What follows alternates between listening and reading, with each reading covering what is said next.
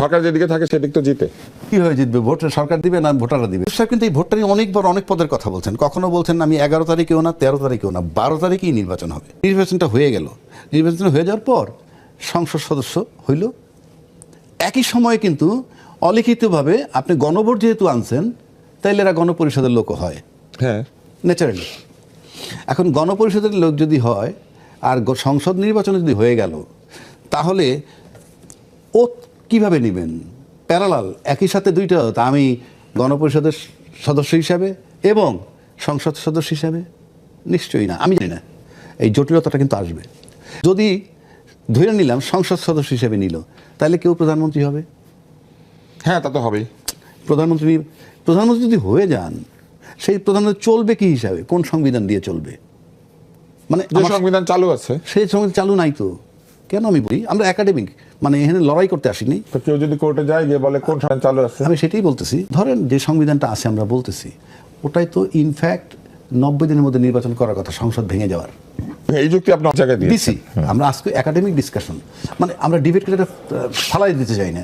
না হইলে সংবিধানের অনেক আগে লঙ্ঘন করা হয়েছে, আবার অনেক জায়গাতে সংবিধানের আইনকে ব্যবহার করা হয়েছে। সেটাই বলতেছি না, যেটা ব্যবহার হয় সেটা হলো কি, যে পার্টটা সচল সেটা তো আপনি করতেই পারেন, কিন্তু যে পার্টটা অচল, এই যে 90 দিন অচল তো তারা ইচ্ছাকৃতভাবে করে, অচল ছিল না। না যেই কেউ তো অচল করে না, অচল তো হয়ে গেছে। অচল যখন হয়ে গেছে, তখন আমার কাছে ব্যক্তিগতভাবে যেটা মনে হয়, এইটা একটা জটিলতা হবে। সুতরাং আমি মনে করি যদি যেই নির্বাচিত হোক, স্পিকারও তো নাই, শপথ কে নেওয়া হবে? এটা আবার আইন উপদেষ্টা বলেছে, সেটা আবার সেটেল হচ্ছে এবং ওটা করা যায়, সেটা প্রধান নির্বাচন কমিশনার। অত কিছু বাঁচলে তো ওইটাও হবে না।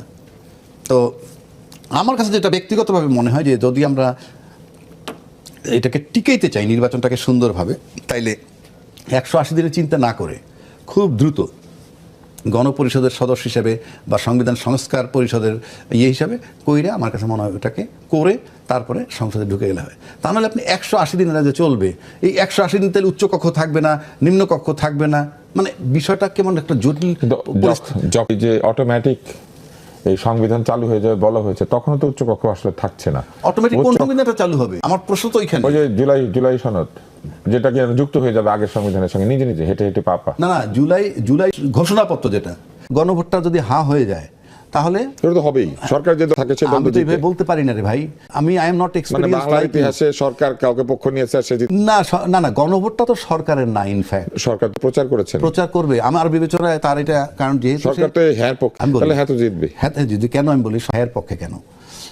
যেনই হোক, সরকার যেদিকে থাকে তো জিতে। কিভাবে জিতবে? ভোট সরকার না ভোটাররা দিবে? আপনার ধারণা এই সরকার শুধু দিতে বলেছে? আমি এটা বলছি না, কারণ আমার কাছে মনে হয় কি, এই সরকারকে আমরা শুরু থেকে দেখছি সে যে ভালো কোঅপারেশন পাইছে তুষারের বা রাজ্জাকির। আমি বলছি তুষার হইলো পলিটিশিয়ান, আমি হইলাম প্রশাসন। আমাদের দুইজনের সহযোগিতা উনি এই গত 17 মাস যাবত প্রপারলি পাইছে কিনা, উনি কি চাইছিল? আমার সন্দেহ। উনি কি চেয়েছেন? তা উনি চেয়েছেন কবে? আজকে নির্বাচনের দিন কিন্তু আমরা দেখছি প্রশাসন খুব ভালো কাজ করেছে, এবং প্রশাসন ভালো কাজ করেছে বলে বোধহয় নির্বাচনটাও, মানে ফলাফল যাই হোক নির্বাচনের, কিন্তু নির্বাচনে যেই 3 দিন আগে আমরা আলোচনা করছি, সকালে আপনার সাথে আমার আলোচনা হলো আরেক জায়গায়, 3 দিন আগে বলছি ভোট হবে তো। না, আমি কিন্তু ভোট হবে বলেছি না, ঠিক আছে, কিন্তু এই আশঙ্কাটা ছিল, এই প্রশ্ন তো করতো, কিন্তু সেখান থেকে আমরা উদ্ধার পাইছি। কিন্তু এই ভোটটা নিয়ে অনেকবার অনেক পদের কথা বলছেন। কখনো বলছেন আমি 11 তারিখেও না, 13 তারিখেও না, 12 তারিখেই নির্বাচন হবে। এবং এই 12তে যখন কনফার্ম হয়ে গেছে একেবারে নিশ্চিত, একটা সময় তো সেনাপ্রধান বলছিল কয়েকদিন আগে মিটিং কইরা যে খুব কঠিনভাবে আমরা এটারে নিয়ন্ত্রণ করব, এসব বলছে। তো আমার কাছে মনে হয় যখন চূড়ান্ত হয়েছে যে ইউনূস সাহেব চলে যাবে, যেহেতু ইউনূস সাহেব চলে যাবে, এবং এইটা আমি আরও একটু রিপিট, চলে যাবে কোথায় চলে যাবেন উনি সেটা পরের। ইউনূস সাহেব কিন্তু বলছিল একটা কি সর্বশ্রেষ্ঠ নির্বাচন উপহার দিবে। আমি কিন্তু টিভিতে বলছিলাম উনি সবচেয়ে নিকৃষ্ট নির্বাচন দিবেন, এটা আমি বলছিলাম। কেন বলছিলাম? প্রশাসনের করুণ দশা দেখে, অর্থাৎ প্রশাসনের সমন্বয় নাই, সেটা দেখে তার আলোকে আমি বলছি। কিন্তু আজকে আমার কাছে মনে হয় যে না, ইউনূস সাহেব দূরদর্শী।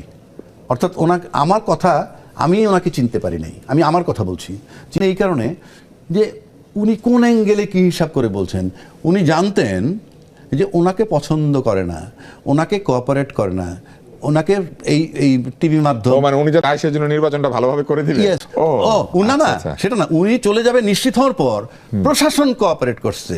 হ্যাঁ, যে প্রশাসন কোঅপারেট করছে এবং সে কমফোর্টেবল, মানে নির্বাচনটাকে কমফোর্টেবল করছে। তা না হইলে এই প্রশাসন যে অবস্থায় আমরা আলোচনা করছি তাতে নির্বাচনটাকে এত স্মুথলি শেষ করতে পারলে বাকি 17 মাস তো আরও স্মুথলি হইতে পারতো।